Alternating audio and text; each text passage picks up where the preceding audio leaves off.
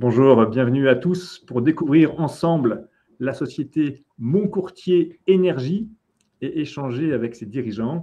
Nous sommes avec Charlie Evrard, le fondateur et PDG. Bonjour à Charlie. Bonjour, Jean-Baptiste. Et aussi avec Guillaume Rouault, son directeur général délégué. Bonjour Guillaume. Baptiste. Merci pour votre présence. Alors, une de vos actualités, c'est votre introduction en bourse qui est proposée jusqu'au 25 mai 2023, donc, et à laquelle on peut participer et souscrire avec un PEA, un PEA PME ou encore un compte titre. Et on peut bien sûr le faire en ligne de manière très simple et sans frais quand on est client EasyBourse.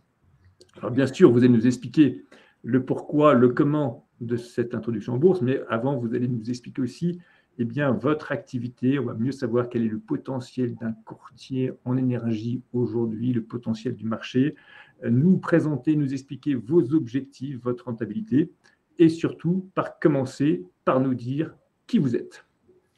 Donc, merci Jean-Baptiste. Donc, en effet, aujourd'hui, avec Guillaume, nous allons vous présenter la société Mon Courtier Énergie. Donc, moi, je suis Charlie Evrard, le fondateur et président directeur général de Mon Courtier Énergie.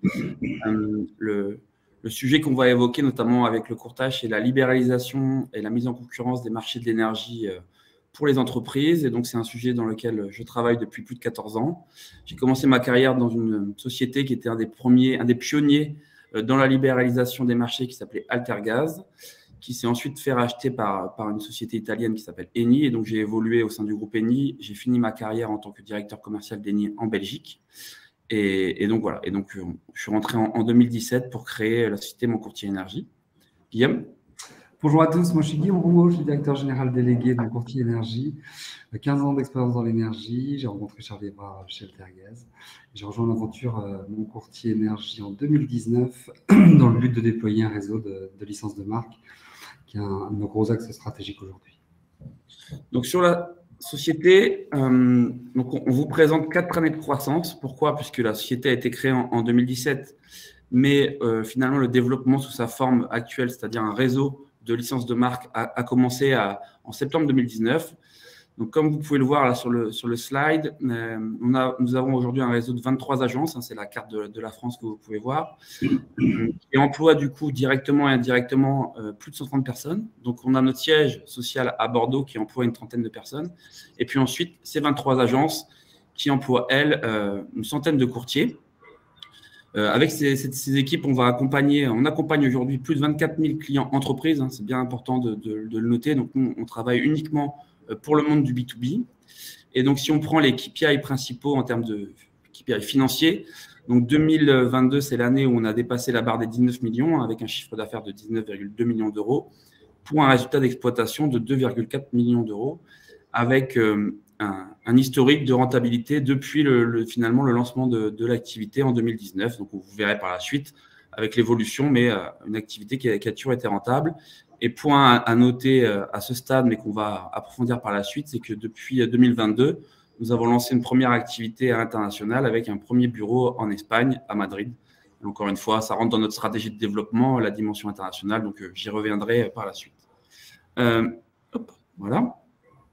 Ce qui est important de comprendre du coup à ce stade, c'est l'organisation, la nouvelle chaîne de valeur suite à la libération des marchés. Globalement, vous avez des acteurs différents. Vous avez les producteurs d'énergie, notamment EDF, mais également d'autres producteurs qui vont du coup produire l'électricité. Vous avez ensuite toute la partie logistique avec le transport et la distribution qui aujourd'hui sont des activités monopolistiques et gérées par des filiales d'EDF pour l'électricité et d'Engie pour le gaz naturel. Et en fin de chaîne, les fournisseurs d'énergie qui vont être en charge de proposer les contrats de gaz naturel et d'électricité qui vont être souscrits par les clients. Et donc, c'est les fournisseurs d'énergie, finalement, qui vont facturer l'énergie qui est consommée par les consommateurs. Et donc, nous, Mon Courtier Énergie, notre objectif, c'est d'accompagner les clients dans cet environnement à différents stades qu'on va décrire par la suite. Voilà. En termes de sujet, donc la gestion du post-énergie, c'est un sujet qui est au cœur des préoccupations des entreprises pour plusieurs raisons. Tout d'abord parce que pour ces entreprises, c'est un sujet un peu nouveau, mais en tout cas qui est complexe et pas forcément très lisible, notamment d'un point de vue régulatoire, avec des évolutions assez importantes. Et puis aussi un marché qui a beaucoup évolué depuis la libéralisation. Guillaume va vous expliquer la séquence, mais globalement, aujourd'hui, on est sur un marché qui s'est beaucoup financiarisé et qui est marqué par une forte volatilité Et donc, nous, notre métier, c'est d'accompagner les clients entreprises dans ce contexte, donc de vraiment faire preuve de beaucoup de pédagogie pour leur expliquer les tenants et aboutissants de la libéralisation et puis de les guider dans un marché qui parfois, en cas de contexte inflationniste, l'objectif pour nous, ça va être limiter l'impact de la hausse. Dans notre cas, quand les marchés sont plutôt baissiers, de faire bénéficier à nos clients des opportunités. Et donc, notre activité et le courtage de manière générale, c'est une réponse aux évolutions du coût structurel du marché avec cette évolution vers la mise en concurrence et puis conjoncturelle en poursuivre finalement ces tendances assez fortes et cette volatilité des marchés. Et donc, dans ce contexte, nous allons accompagner les clients sur 3 sujets. Le sujet historique, l'activité historique du groupe, c'est la partie courtage. Donc, globalement, le courtage en énergie, ça ressemble à ce qu'on peut connaître sur la partie courtage en prêt immobilier ou en assurance. Notre métier, ça va être finalement de renégocier pour le compte de nos clients leurs contrats de fourniture de gaz naturel et d'électricité. Cette activité représente aujourd'hui plus de 90% du chiffre d'affaires de mon courtier énergie. Donc, c'est vraiment l'activité principale. 50% en gaz, 50% en électricité, donc c'est assez bien équilibré chez nous. Et donc, dans le cadre de cette activité, nous allons être rémunérés finalement par les fournisseurs d'énergie en tant qu'apporteurs d'affaires, avec une commission qui va être exprimée en euros du mégawattheure et qui va être la même, quelle que soit la solution et le fournisseur qu'on va proposer.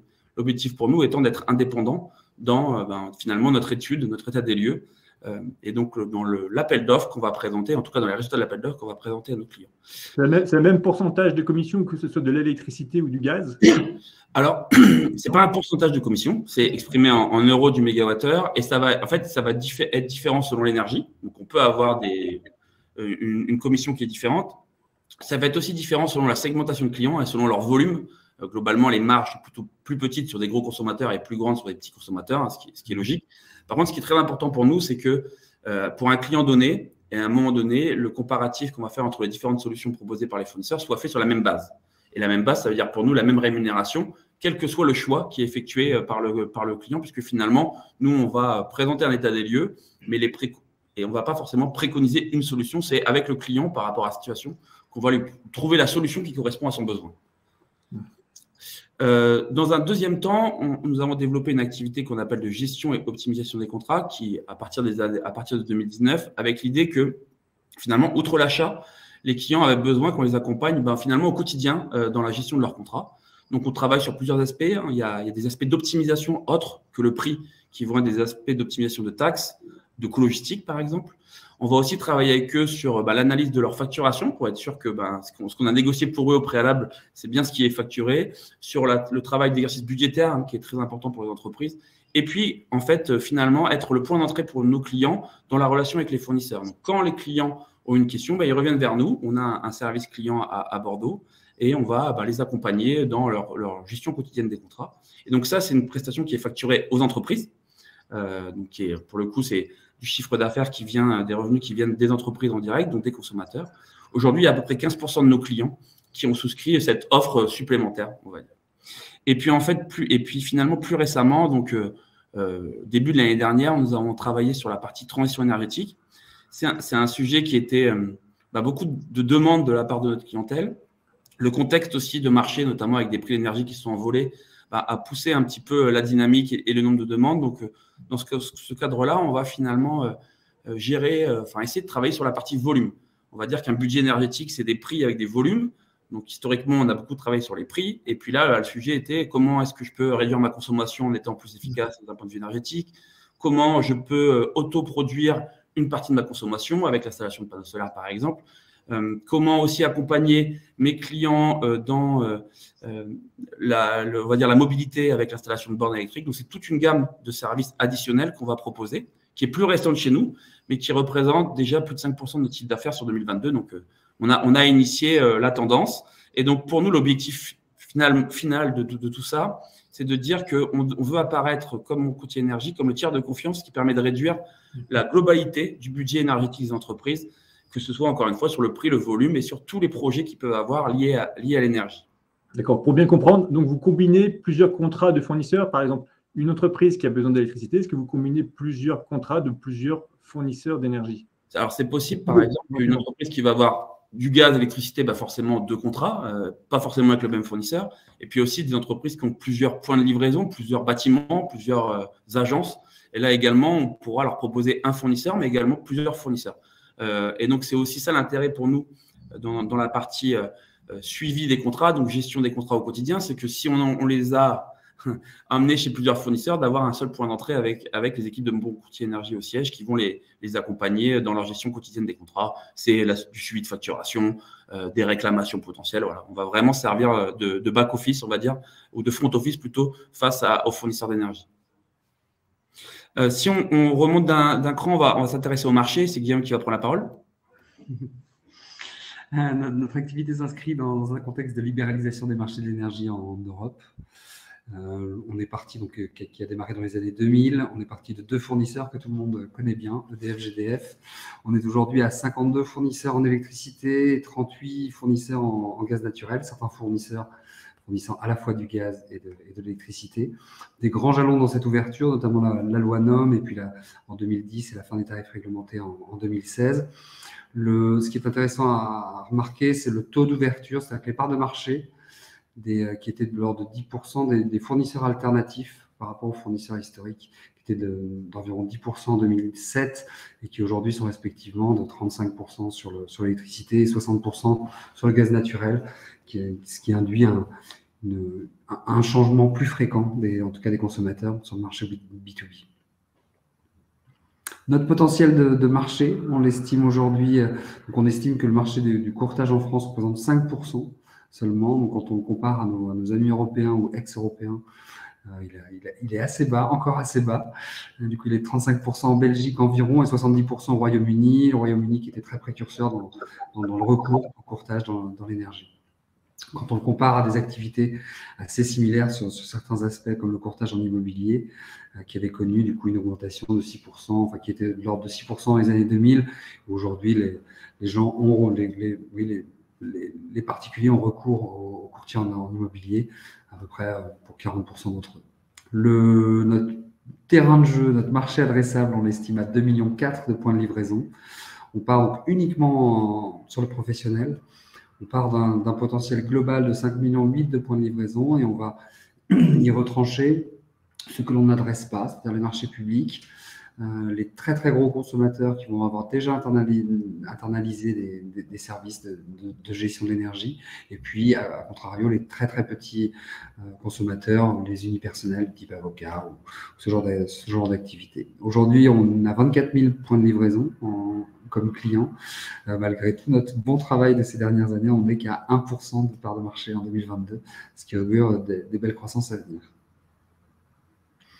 Nos concurrents, du coup, on va distinguer nos concurrents selon 2 axes, à la fois leur capacité à être présents localement sur le territoire français et puis leur capacité à proposer à leur clientèle des offres qui vont au-delà de la négociation des tarifs. Donc, on va se situer en haut à droite de ce tableau. Si on prend le modèle un petit peu inverse avec des concurrents de taille similaire comme Énergie France par exemple, ils vont être, pour donner un ordre d'idée, sur un modèle plutôt hard seller, c'est-à-dire uniquement concentré sur la négociation de prix et puis de la vente à distance. On va avoir des concurrents de taille similaire également, notamment Opéra Énergie, qui vont avoir des modèles de développement complètement différents, qui vont être davantage internalisés, notamment à Lyon, et puis qui vont avoir recours ponctuellement à des apporteurs d'affaires sur le territoire. Passer ces 2 gros concurrents sur le marché, on va avoir un ensemble de concurrents qui vont davantage se rapprocher en taille de l'une de nos agences. Il y a des acteurs vraiment low cost dans ce... Il y a des grosses différences de prix entre les différents acteurs. On va pas être sur la différence de prix, on va être sur la différence de service apporté aux clients. Quand je parle de capacité d'une offre ciblée sur le courtage, ça ne va pas être le fait qu'il soit moins cher, c'est simplement qu'ils ne vont faire que du courtage comme activité. Et ce qui est important, Jean-Baptiste, c'est que finalement, c'est un business qui n'est pas forcément très facilement digitalisable. Donc, on pourrait imaginer du low cost avec un comparatif en ligne. Aujourd'hui, les offres pour les entreprises sont trop compliquées pour pouvoir être managées et comparées de façon automatique, on va dire. Et donc, il y a vraiment besoin d'une relecture, d'un accompagnement pour que les entreprises choisissent la solution qui correspond bien à leurs besoins. On a des solutions différentes entre des prix qui vont être d'1 an, des offres qui vont être fixées pendant 3-4 ans, des prix qui vont être indexés sur le marché. Et donc, c'est pas aussi simple que de comparer finalement des solutions. Et ce n'est pas forcément la solution la moins chère qui correspond à la meilleure solution, ou en tout cas qui est adaptée à notre clientèle. Et donc, c'est pour ça que c'est vraiment pour nous important d'avoir un modèle où on va centraliser l'information et l'expertise au niveau de la tête de réseau. Et ensuite, on va avoir cette force de vente qui va finalement conseiller les entreprises et les guider dans cette nouvelle organisation des marchés. Si on justement rentre un peu plus dans le détail du modèle, donc globalement, ce qu'il faut comprendre, c'est que Mon Courtier Énergie, c'est la tête de réseau. Hein, donc, nous, notre objectif, c'est d'accompagner, de faire la mise en relation finalement entre les fournisseurs d'énergie et les clients. Nous, on n'a pas forcément beaucoup de liens contractuels avec la clientèle. C'est plutôt la mise en relation de cette clientèle-là, notamment à travers notre réseau d'agences qui est en jaune. Et donc, le métier de Mon Courtier Énergie, finalement, c'est de développer des offres, de les marketer, de faire de la communication autour. On en a discuté au préalable, de mettre à disposition de nos agences une plateforme technologique qui va leur permettre de proposer les différentes solutions de façon rapide à notre clientèle B2B et puis finalement d'accompagner les agences dans leur développement, dans la formation, etc. Mais Guillaume va rentrer dans le détail par la suite. Si on s'intéresse aux fournisseurs, qui sont une des parties prenantes importantes de notre business. Donc aujourd'hui, on travaille avec plus d'une vingtaine de fournisseurs en France, un portefeuille qui évolue. Hein. Il y a des nouveaux partenaires qui arrivent au fur et à mesure du temps. Aujourd'hui, ce qu'ils recherchent chez nous, c'est finalement un canal supplémentaire pour capter de nouveaux clients, forcément. Aujourd'hui, avec une centaine de courtiers, finalement, on a une force de vente qui est supérieure à la majorité des fournisseurs avec qui on travaille, qui vont plutôt être des sociétés d'une cinquantaine de personnes avec quelques commerciaux sur la partie grand compte, mais pas forcément la capacité à aller capter la clientèle PME-PMI et notamment avec cette proximité. On va aussi leur offrir, via notre organisation et notamment les activités de la tête de réseau, un point d'entrée unique. Donc, pour tout ce qui va être, tous les contrats d'énergie passent par nous, les prix passent par nous, les commissions passent par le siège. Et donc, c'est nous qui, après, derrière, gérons les opérations avec nos agences. Ce qui est important pour nous, dans la relation avec les fournisseurs, c'est d'avoir un portefeuille diversifié, que ce soit en termes de pourcentage de part de marché. Hein, c'est ce qu'on a essayé de représenter au milieu avec le top 10 des fournisseurs avec qui on travaille depuis 3 ans. Donc, il n'y a pas un acteur prédominant. Et puis aussi dans la catégorie de fournisseurs, entre des EDF, GDF historiques de pays étrangers qui sont venus en France, des plus petits acteurs historiques en France, les pétroliers qui se diversifient notamment avec Total, et puis aussi d'autres fournisseurs indépendants qui vont attaquer le marché finalement pour essayer de gagner des parts de marché. Et donc, on est vraiment dans ce mix entre une relation de confiance avec les fournisseurs. Hein. La majorité de notre staff et notamment les managers du siège de Mon Courtier Énergie sont des gens qui ont travaillé avec les fournisseurs. Et puis, pour nous, la nécessité d'avoir un modèle qui est dérisqué et d'avoir une multitude de solutions qui nous permet d'accompagner au mieux nos clients, quelle que soit leur typologie. Vous allez voir par la suite, on a une typologie de clients qui est diverse et variée. Et donc, chaque fournisseur va pouvoir trouver sa place finalement parmi les clients ou les prospects qu'on va leur proposer. Guillaume ? Notre réseau d'agences, donc du coup, on a développé notre modèle via un réseau de licences de marque. Du coup, on va se partager le travail entre tête de réseau et puis les agences. Côté siège, on va standardiser les process. On va mettre à disposition une plateforme technologique, on vous en parlera plus tard. On va s'occuper de tout ce qui entoure la notoriété de la marque et de la communication autour de la marque Mon Courtier Énergie. Et puis, on a un gros point sur la formation des équipes. On est un organisme de formation agréé Calliope. Donc ça, chaque courtier rentrant dans le réseau va pouvoir bénéficier du coup d'une formation de plusieurs mois. Le côté agence, il va leur rester toute la gestion RH, très très gros point chez eux. Bien évidemment la responsabilité de leur PNL et puis le soin de la prospection, de l'animation de leur portefeuille client local. Il y a un reversement des commissions, donc l'ensemble des commissions versées par les fournisseurs sont centralisées au niveau de la tête de réseau, puis reversées aux agences. Et il va y avoir un partage selon qu'il s'agisse d'offres directement commercialisées par Mon Courtier Énergie, comme les offres d'accompagnement par exemple, ou d'offres de courtage entre 50 et 85%. Voilà. Aujourd'hui, une agence atteint son point mort en 12 mois environ, est constituée d'un directeur, l'agence type, un directeur, une personne à l'administration et puis 5 courtiers. Elle bénéficie d'une exclusivité départementale et d'une zone de chalandise qui va s'étaler sur toute sa région. On a pas mal recruté ces dernières années. On a marqué une pause dans le recrutement en 2022, principalement pour s'axer sur la rentabilité des agences. La rentabilité aujourd'hui qui est avérée et le chiffre d'affaires moyen d'une agence en 2022 s'élève à plus de 500 000 euros. Donc on parle bien ici des commissions, l'ensemble des commissions auxquelles on a retranché les différents frais de la tête de réseau. Donc, c'est bien des sociétés indépendantes, hein, les agences, qui, eux, vont derrière employer les courtiers, principalement en CDI. Donc, ce n'est pas un réseau d'agents commerciaux comme on pourrait imaginer. C'est vraiment des structures derrière qui sont solides, qui nous permettent d'ailleurs d'investir dans la formation, parce que pour nous, l'objectif, c'est que c'est un métier qui est quand même pas si simple. Et donc, les courtiers commencent à être à l'aise avec nos produits au bout de 6-9 mois. Donc, il faut avoir cette période d'investissement. Et c'est pour ça qu'on a choisi ce modèle. Qui sont les clients types que vous Voilà. voilà. Voilà. Merci pour la transition. Cette limitation de nouveaux clients en 2022, principalement constituée, donc une bonne partie sur la santé, donc médico-social, clinique, centre de radiothérapie par exemple. Une partie importante aussi dans l'immobilier, notre travail plaît beaucoup aux syndics. Et puis du commerce et des services. Pour illustrer commerce et services, on va avoir de l'hôtellerie et on va avoir pas mal aussi de réseaux de franchise. À qui nos services plaît pas mal parce que les têtes de réseau vont être sollicitées quand on a des réponses sur ces questions énergétiques. Et derrière nous, on est en capacité avec notre réseau d'agence d'aller adresser l'ensemble des membres et des franchisés d'un réseau.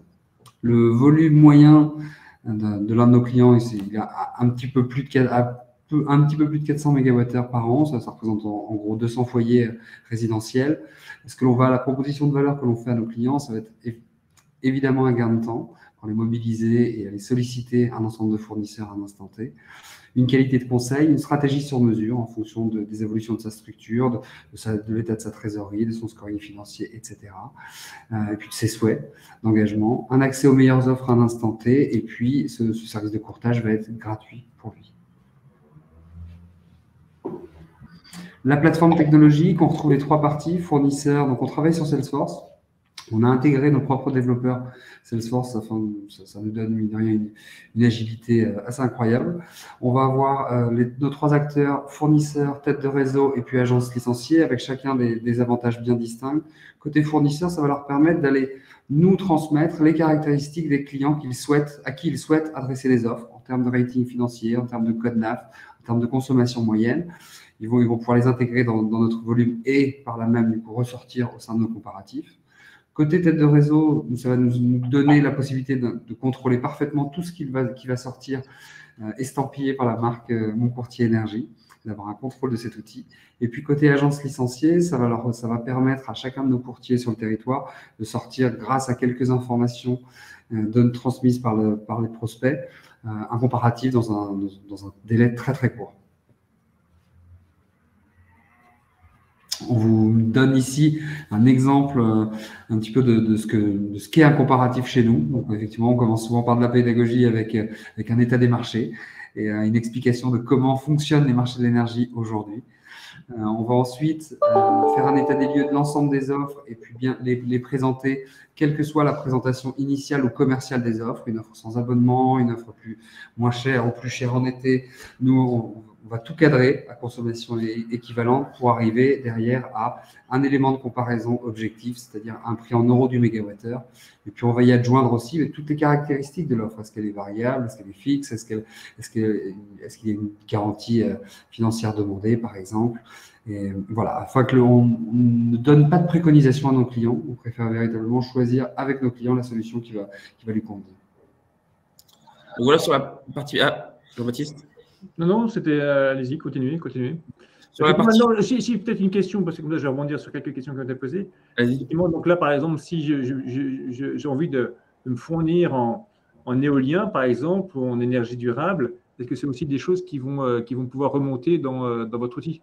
Tout à fait. En fait, vous avez un système qu'on appelle des garanties d'origine qui vont prouver la provenance de l'énergie. Donc, c'est pas dans la partie achat, c'est vraiment des services complémentaires qu'on va nous proposer, qui peuvent être inclus ou pas dans les offres des fournisseurs, de toute façon packagés. Mais en effet, c'est possible aujourd'hui de se dire, moi, j'ai envie d'avoir l'électricité et via le système de garantie d'origine qui provient de telle technologie ou même de telle région. C'est quelque chose qu'on commercialise pas mal en disant, moi, j'aimerais bien, en gros, via le système de garantie d'origine, sponsoriser le développement du renouvelable dans ma région. Et ça fait partie, par exemple, dans le morceau de comparatif en bas à gauche. Du coup, on voit qu'il y a une colonne justement énergie verte qui va spécifier si l'offre est adjointe de garantie d'origine ou pas. Donc, si je continue sur la partie financière, c'est un peu ce qu'on a introduit au départ. Donc, globalement, on retrouve ici l'évolution du chiffre d'affaires depuis 2019, donc en forte croissance, avec quasiment un doublement sur l'année 2022. Et puis aussi, la marge d'exploitation qui s'est améliorée. Donc, encore une fois, on a toujours été positif en termes de résultats d'exploitation. Et on a vraiment eu un gain sur 2022, où c'est là où on commence finalement à voir un peu l'effet de levier de notre activité, le fait que on fait grossir un réseau et qu'on arrive à gérer la croissance du réseau avec peut-être un peu moins de ressources au niveau du siège, et puis notamment cet outil informatique qui nous permet d'avoir des gains de productivité. Donc, c'est ça un peu toute la thématique de notre métier, c'est d'arriver à grandir, parce que c'est important pour nous, à se développer, à aller conquérir des nouveaux clients, tout en ayant une rentabilité qui s'améliore au fur et à mesure du temps. Si on rentre plus dans le détail des comptes de résultats et du bilan, globalement, ce qui est important à retenir, c'est ce chiffre d'affaires de 19,2 millions d'euros. En dessous, vous voyez les achats consommés qui correspondent globalement aux commissions qu'on va du coup reverser aux agences, puisque tout le chiffre d'affaires passe par nous, parce que c'est nous qui allons facturer les fournisseurs. Forcément, après, les coûts qui restent à notre charge, c'est beaucoup des charges du personnel. Voilà. Et puis, on arrive très, très vite finalement entre le résultat d'exploitation et le résultat net, puisqu'on a très peu d'investissement. C'est à peu près les CAPEX chez nous, c'est à peu près 200 000 euros par an. C'est finalement le salaire des gens qui travaillent au développement d'outils informatiques. Et donc, entre le résultat d'exploitation et le résultat net, vous avez peu de choses, si ce n'est les impôts. Si on va sur le bilan, pareil, j'essaie de mettre en avant les éléments les plus importants. Donc, on retrouve en effet les parties CAPEX avec les immobilisations incorporelles qui sont à 426 euros. Donc, ça, c'est la somme des CAPEX non amortis à date. Donc, on voit qu'on a une activité qui est asset light. En termes de dette, aujourd'hui, on a fait un emprunt auprès de la BPI et de notre banque pour le développement de l'activité en Espagne. Donc, c'est 400 000 euros. Donc, c'est pareil, on a assez peu de dettes par rapport à notre activité. Et puis, ce qui est aussi intéressant à regarder à ce stade, c'est la partie trésorerie. Donc, nous, globalement, ce que vous voyez ici comme étant les créances clients, finalement, c'est les commissions, principalement, qu'on doit recevoir de la part des fournisseurs au 31/12, donc qui correspondent à l'activité de décembre et une toute petite partie de l'activité de novembre, puisqu'on va être payé à peu près à 45 jours par les fournisseurs. Et puis, en miroir, vous avez la partie fournisseurs et contrats attachés, qui sont finalement les commissions qu'on doit payer à nos agences eu égard à ces ventes-là. Et donc, on paye les agences une fois qu'on a été payé par les fournisseurs, ce qui fait que nos besoins de trésorerie ne sont pas forcément non plus très importants dans notre activité. Si on fait un petit passage sur la partie RSE, Guillaume. Oui, dès le début du développement de la société, on a épaulé, on est devenu mécène de l'association Sol Solidaire qui se bat contre la précarité énergétique. On est également mécène de la Banque Alimentaire, donc c'est l'ensemble des entrepôts de la Banque Alimentaire et également l'ensemble des plus de 6000 associations partenaires de la Banque Alimentaire. On soutient le marin Sébastien Marseille qui navigue pour l'association Cap Agir Ensemble, qui est la d'API 44, et qui se bat, elle aussi, pour l'intégration des travailleurs handicapés. C'est un très beau partenariat, une belle relation humaine. On a été bien placé dans le rating Great Place to Work, donc c'était une satisfaction à la fois pour le siège et puis pour l'ensemble du réseau que l'on a scoré. Et puis, on a eu notre premier rating Etifinance qui nous a placé plutôt en bonne position avec un score de 62. Globalement, ce que l'on a retenu, c'est que nativement, on avait de bonnes pratiques. La marche supplémentaire à franchir, c'était de la formalisation en interne de ces bonnes pratiques. Donc, plutôt très encourageant. Voilà pour le bilan à date. On va passer à la stratégie de croissance. Finalement, c'est aussi pour ces raisons qu'on est là aujourd'hui. Donc, globalement, notamment dans le cadre de l'introduction en bourse, nous avons 3 axes de développement. Le premier, ça va être d'accélérer le maillage commercial sur le territoire. Donc, finalement, c'est de continuer le développement de notre réseau. Il y a plusieurs aspects à cela. Il y a la première chose, c'est d'ouvrir de nouvelles agences. Donc, on voit qu'on a 23 agences aujourd'hui, qui ont encore un peu de la place sur le territoire pour venir être à proximité au plus près possible de notre clientèle B2B.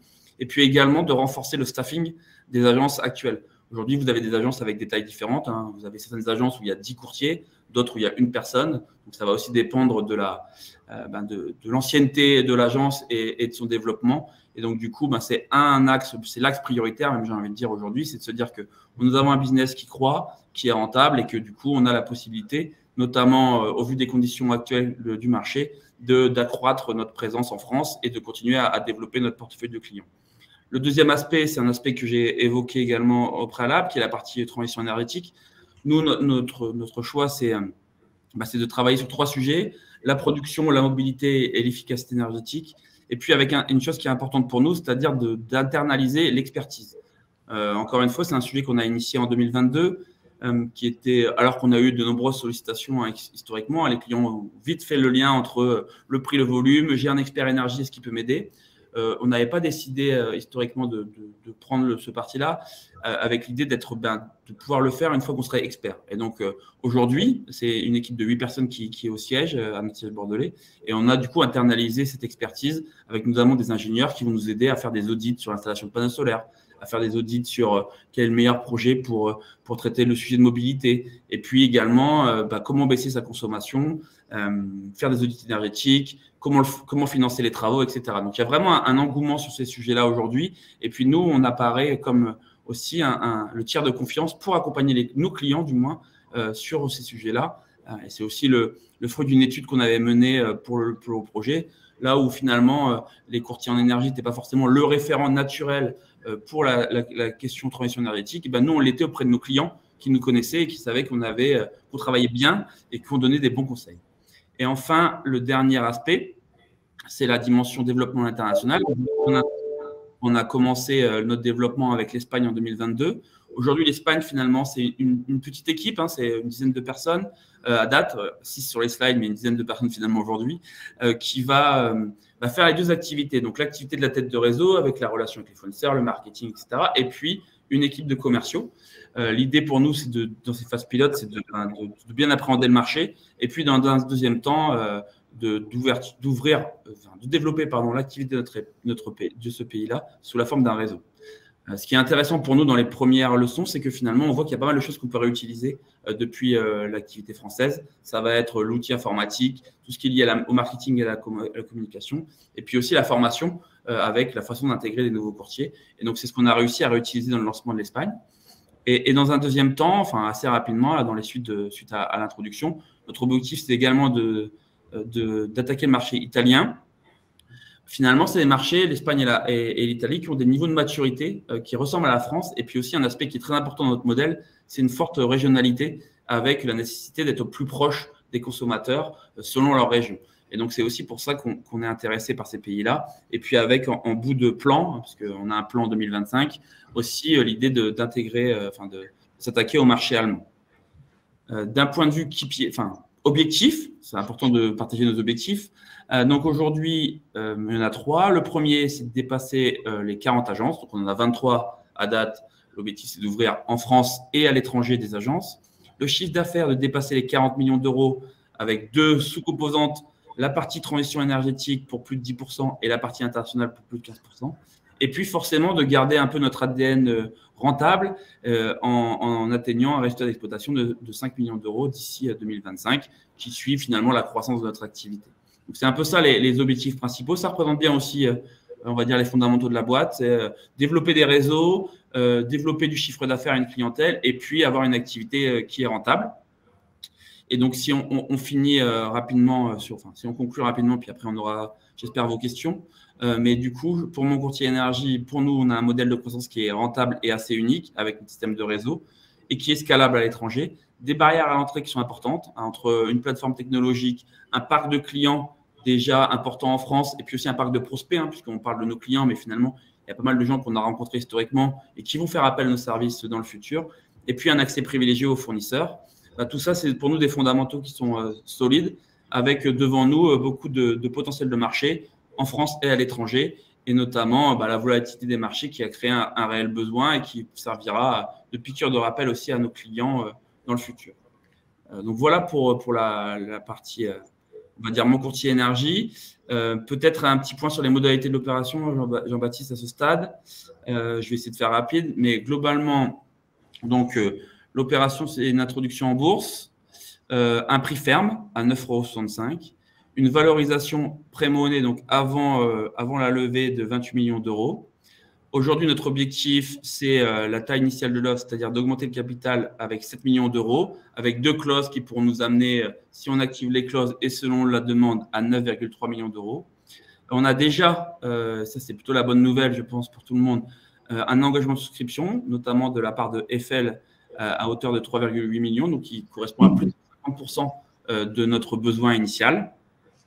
Et dans les clauses un peu plus techniques, on va dire, nous avons pris l'engagement avec nos actionnaires de garder, de conserver nos parts pour 1 an au minimum. Donc voilà pour la composante technique et le marché de cotation, pardon, c'est important. Euronext Growth à Paris, en effet. Et le dernier point pour moi, avant les questions, c'est le calendrier. Donc vous l'avez un peu présenté, Jean-Baptiste, initialement. Donc l'ouverture à la souscription a commencé le 10 mai. Donc, il y a quelques jours maintenant. Ça sera clôturé pour la partie particulier le 25 mai à 17h et 20h via Internet, avec l'objectif de sonner la cloche et donc de lancer le début des négociations le 31 mai 2023. Voilà pour le calendrier. Très bien. Il y a une première question qui est sur le thème de l'introduction en bourse. Sur vos objectifs, effectivement, il y a un objectif de levée de fonds.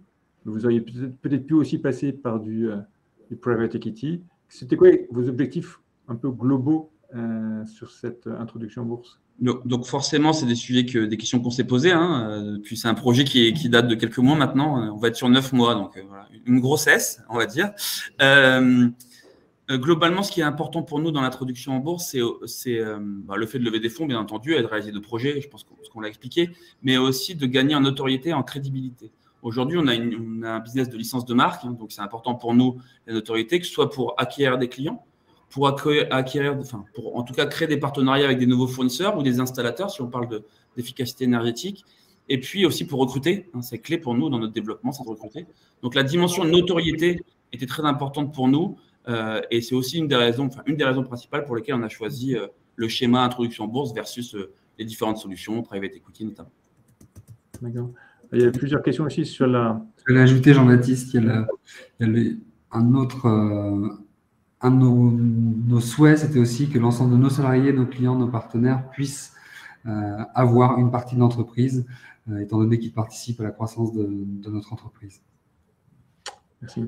Effectivement, il y avait aussi quelques réflexions ou questions sur le fait qu'en tant que courtier en énergie, vous bénéficiez de la déréglementation, du fait qu'il y a beaucoup de fournisseurs d'énergie. D'accord ? Donc, effectivement, on a vu tout à l'heure qu'il y en avait, je crois, une soixantaine. Mais est-ce que si jamais il y a une consolidation en cours et qu'il y a moins de fournisseurs d'énergie, est-ce que c'est une chose qui peut arriver et qui peut remettre un peu en question votre modèle? C'est forcément une question qui se pose. Après, aujourd'hui, en France, on a finalement, si vous vous rappelez les chiffres que Guillaume a présentés, il y a 65% des entreprises qui sont encore chez EDF. Donc, on va dire le niveau de maturité du marché et la consolidation, elle n'est pas pour encore arriver. Sur le monde des courtiers, on va dire c'est encore pire puisqu'on a 5% du marché. Donc, nous, on pense qu'aujourd'hui, le marché est loin d'être mature. Encore une fois, moi, j'ai travaillé dans différents pays européens et le niveau de maturité on est en retard, globalement, en France, encore aujourd'hui. Donc, on n'a pas cette crainte-là. Et dans tous les cas, ce qui est important pour nous, c'est de comprendre que nous, on met en concurrence des fournisseurs, mais aussi les solutions qui vont être proposées par les fournisseurs. Et là, il y a une gamme de solutions qui, pour le coup, s'élargit parce qu'avec la mise en concurrence des marchés et la libéralisation, les fournisseurs essayent d'être de plus en plus inventifs pour trouver des choses qui correspondent à nos clients. Et puis, je rajouterai à ça toute la dimension diversification de l'activité, que ce soit la partie transition énergétique, mais également la partie internationale avec des dynamiques de marché qui peuvent être aussi différentes. C'est un peu sur le même thème, mais effectivement, il y avait aussi la réflexion d'une personne avec la relance du nucléaire, effectivement, qui risque de redonner beaucoup de puissance à EDF. Est-ce que c'est aussi une chose qui va impacter ou qui peut impacter un peu votre modèle?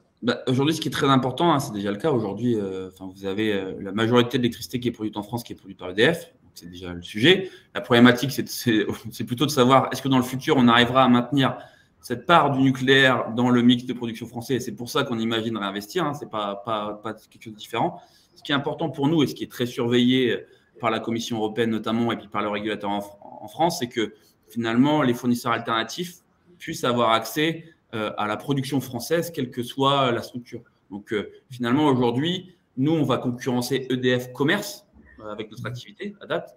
pas EDF Production, puisque l'ensemble des fournisseurs avec qui on travaille vont, eux, acheter, notamment à travers la bourse, la production. Donc, c'est vraiment des marchés, enfin, des activités différentes. Entre être producteur, gérer la logistique et être commercialisateur, c'est des choses différentes. Et nous, notre métier, c'est vraiment de mettre en concurrence les fournisseurs, donc les commercialisateurs, et limite, quel que soit le point de production. Il n'y a pas de sujet particulier ou d'inquiétude, notamment avec la récente évolution de renationalisation à 100% d'EDF. Pour nous, ça ne change pas grand-chose, puisque finalement, l'objectif de l'État, c'est plutôt d'accompagner EDF dans le développement de nouvelles centrales qui permettra de sécuriser la production française, mais qui ne remet pas du tout en cause la dimension concurrence sur les fournisseurs qui sont encore une fois en bout de chaîne. Une concurrence pas du tout nucléaire. Deux questions aussi. Êtes-vous subventionné par l'État et c'est quoi la loi NOM? Voilà, alors, subventionné par l'État, non. Notre métier, d'ailleurs, n'est pas réglementé aujourd'hui, pour le coup. Donc, quand je vous expliquais tout à l'heure que nous, on appliquait le même taux de marge, quel que soit le fournisseur, c'est nous qui l'avons décidé parce que pour nous, c'était important dans le cadre de notre métier. La loi NOM, c'est la loi il y a plusieurs aspects, mais qui a permis d'accélérer, on va dire, l'ouverture du marché. En donnant justement, une des composantes de la loi NOM, c'est de donner accès aux fournisseurs alternatifs à l'électricité nucléaire à un prix qui est défini. Donc, globalement, EDF doit revendre une partie de sa production à EDF Commerce, mais aussi aux autres fournisseurs alternatifs, à un prix déterminé pour permettre l'ouverture à la concurrence. Donc, c'était ça, voilà, la principale caractéristique de la loi NOM. L'idée, c'était vraiment… Et puis, dans la loi NOM, il y avait aussi les aspects de disparition des tarifs réglementés qui était un sujet important et qui arrivait pour les entreprises en 2016, ce qui fait qu'aujourd'hui, le marché est totalement libéralisé et que les entreprises, quel que soit le fournisseur, vont devoir prendre une offre de marché et n'ont plus accès aux tarifs réglementés. Donc, ils peuvent choisir de rester chez EDF ou chez Engie, mais d'une manière générale, ils rentrent quand même dans le monde de la concurrence et du marché libéralisé. D'accord. Alors, une question peut-être un peu plus générale sur vos risques. Quelles sont les menaces et risques? Si vous deviez peut-être les résumer en une ou deux phrases. Alors, moi, je suis très optimiste, donc je vais laisser Guillaume répondre. L'ensemble des risques, du coup, sont dans le document d'enregistrement et sont bien détaillés. J'invite cette personne à le voir parce qu'ils sont quantifiés en termes de probabilité. Ça va de la nationalisation totale du marché de l'énergie jusqu'à… Je ne les ai même plus en tête, mais c'est un dossier en tout cas qu'on a très, très bien travaillé et notamment qui sont validés par l'AMF en tant qu'ils circonscrivent bien l'ensemble des risques liés à notre activité. Après, d'un point de vue un peu plus pragmatique, nos enjeux, c'est vraiment de réussir à faire en sorte de conquérir des clients et de recruter. Globalement, si vous devez comprendre notre business aujourd'hui, c'est ça. C'est que nous, aujourd'hui, on a mis la structure. Comment on va croître? Comment faire en sorte de réaliser nos objectifs? C'est qu'il faut qu'on ait plus de courtiers qui nous permettront d'accéder à plus de clientèle, sachant qu'on sait que le besoin est là et c'est vraiment la proximité pour nous qui est importante. Et puis après, en effet, il y a peut-être c'est pas un risque quand même, il y a un risque au développement de nouveaux produits. Transition énergétique, c'est quand même… Voilà, alors il y a une corrélation qui est assez importante avec nos activités, mais c'est un risque. Et puis l'international aussi, forcément, sachant qu'on a quand même avec Guillaume un background international. Moi, j'ai travaillé dans plusieurs pays. On connaît la structuration du marché qui finalement est assez similaire pays par pays. Et donc, pour nous, on a un développement, alors outre le document d'enregistrement et l'AMF et voilà, les informations officielles, mais dans le cadre de notre projet de développement et notamment des objectifs à atteindre d'ici 2025, on est assez serein parce que c'est aussi notre façon de faire. On ne sait pas… Alors, ça se retrouve peut-être dans la valorisation aujourd'hui, mais on n'a pas vendu du rêve. Pour nous, on pense que ce qu'on a mis dans notre plan, c'est ce qu'on est capable de réaliser. Et on l'a prouvé depuis 2019, depuis la création de la boîte.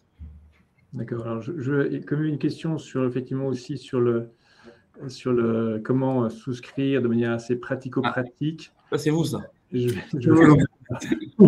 Bourse, on a une messagerie et donc il y a un message qui vous était adressé pour dire attention, il y a une opération, une introduction en bourse qui explique l'opération. Sinon, dans son menu, il y a aussi ordre sur introduction. Et puis on peut aller voir introduction en bourse, là il y a un onglet. Effectivement, on retrouve là l'opération Mon courtier énergie. Et donc, il y a plusieurs. On peut s'intéresser et voir les informations sur la société, sur l'offre, etc., voir un peu tout le détail. Et si je veux effectivement me lancer pour participer à votre aventure et devenir actionnaire de mon courtier énergie, faites une vraie démo, Jean-Baptiste, du coup, vous souscrivez en ligne ou pas? Ah, mais oui, bien sûr. Déjà fait.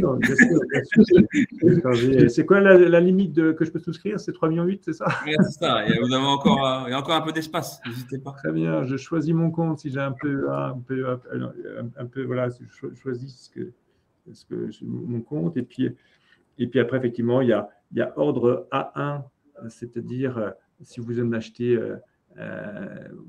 En fait, il y a deux seuils. Effectivement, si vous mettez 250, ce ne sera que des A1.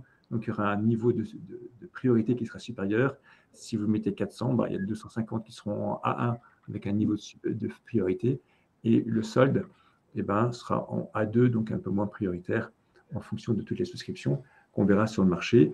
Je rappelle que quand on est client EasyBourse, il n'y a pas de frais de courtage, donc il n'y a pas de frais en fait du tout quand vous souscrivez à une introduction en bourse. Okay. Voilà.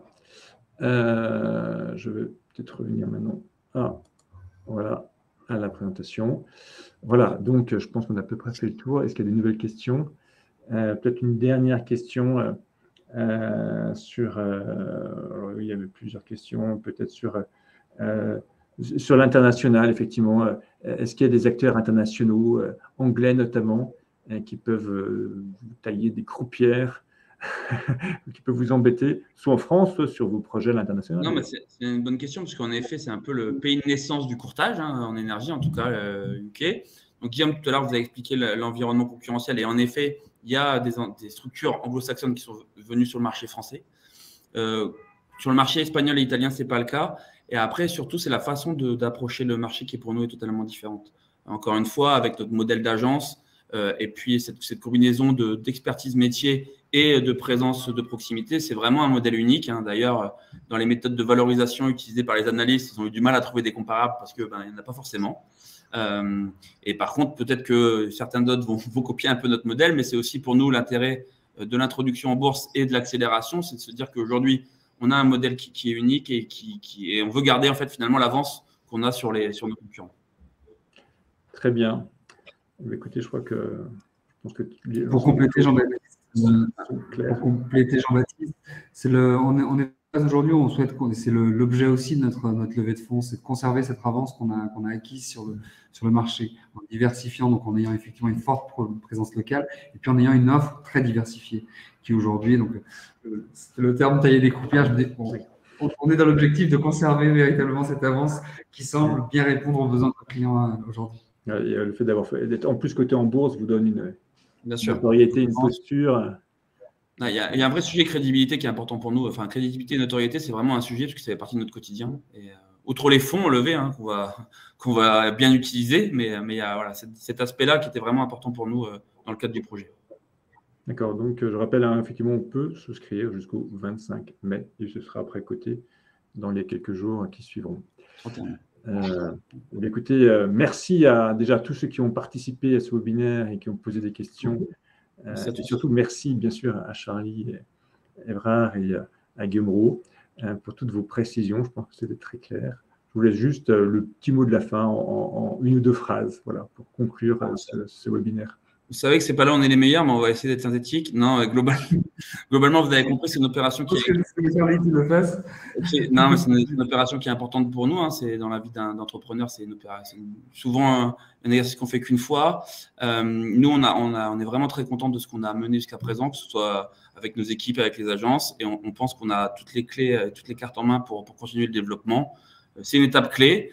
On donne accès à de nouveaux actionnaires de venir participer à notre projet. Donc, on espère que les gens qui ont participé au webinaire et puis les autres qui le verront en replay, je suppose, viendront participer et partager l'aventure avec nous. On suivra avec attention votre trajectoire et votre cours de bourse et j'espère qu'on pourra échanger à l'avenir ensemble. Merci Jean-Baptiste. Bonne soirée. Jean-Baptiste. Merci beaucoup. Merci, au revoir.